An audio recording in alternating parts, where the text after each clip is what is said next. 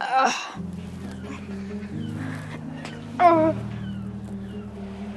you have the blanket, please? Right. Well, my favourite sports are like football and rugby. I used to play rugby on a Sunday and football on a Saturday. It's been really difficult to see him not able to go, not able to do it, and to not know when he might be able to do it again.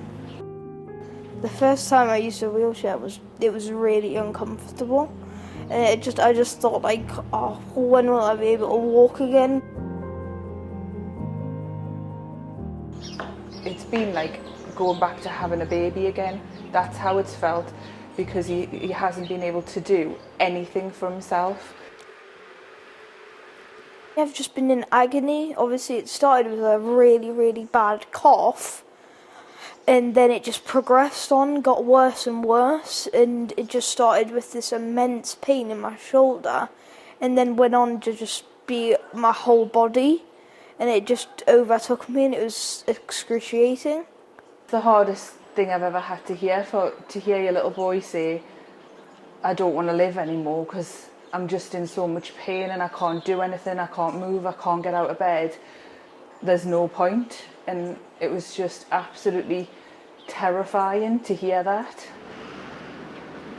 Long COVID, it's the multitude of symptoms that occur in some patients after a COVID illness. The cause of long COVID is not known. It may represent a reaction of the immune system. It could be that the virus has direct effects on the tissues that cause damage that then causes long-lasting symptoms.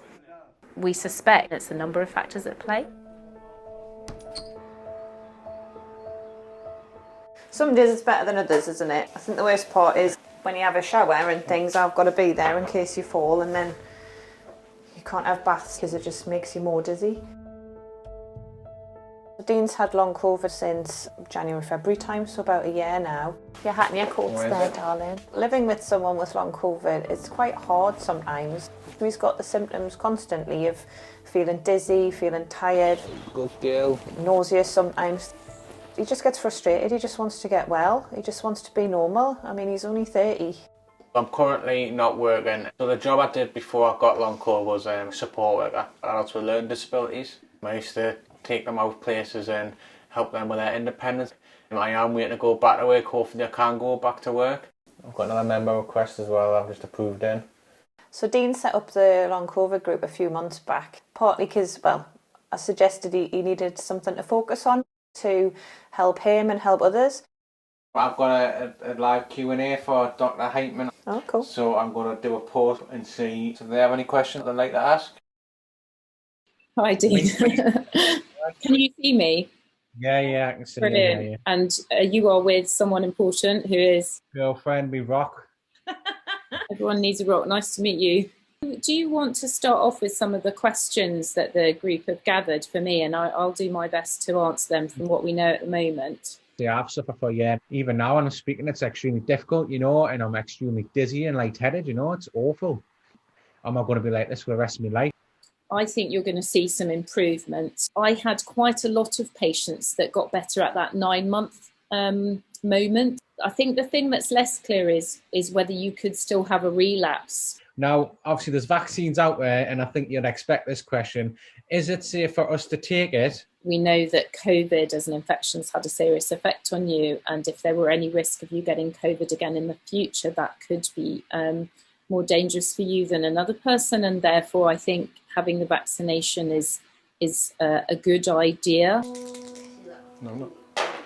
3, 4, 5, 6. What long COVID is? So what is long COVID? Yeah. So, Daddy has problems breathing. And then I can't move about too much and I can't play football. So long COVID means that I am sick a lot and have to rest an awful lot because COVID has made me really, really poorly. But I'll get better. I'll get better one day. A year ago, I was training hard for a charity boxing match in December. Within 7 months of me catching COVID, I had a pacemaker. Everything crashed. It wants to go. No way. Let me see that properly. How's that? The attention is with COVID, stopping people from dying. The attention isn't with long COVID. It's not even acknowledged in the mainstream. So people aren't aware of it in the mainstream because it's not being spoken about in the same way that COVID is spoken about. Every morning I have to take the turmeric with black pepper for information, so they're about £12 a bottle of them, and then I have my vitamin D and my iron tablets and my cod liver oil. I've spent around about £1,500 to £2,000 trying to make myself well. Unfortunately, you read all the time there's people that are 10, 11 months and they are completely bedbound still. That's where I was at the beginning. March, April, May, I was completely bedbound, I couldn't walk. People are clutching at an answer, any answer, to feel normal again. We haven't got any care, we haven't got any answers, I haven't got anything. So it's hard to move forward when you have no idea what's wrong with you or how to help yourself. 3 times a day he has a pot of different medication, and he's got more to come because they're being reviewed at the moment. Morning, happy birthday.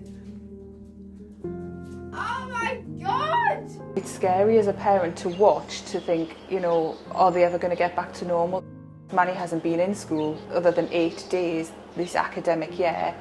It could have a knock-on effect for the rest of their lives, and I'm really dearly hoping it doesn't, but we don't know. It needs to be investigated, and we need answers for them, because it's not fair for children to be left suffering in this way.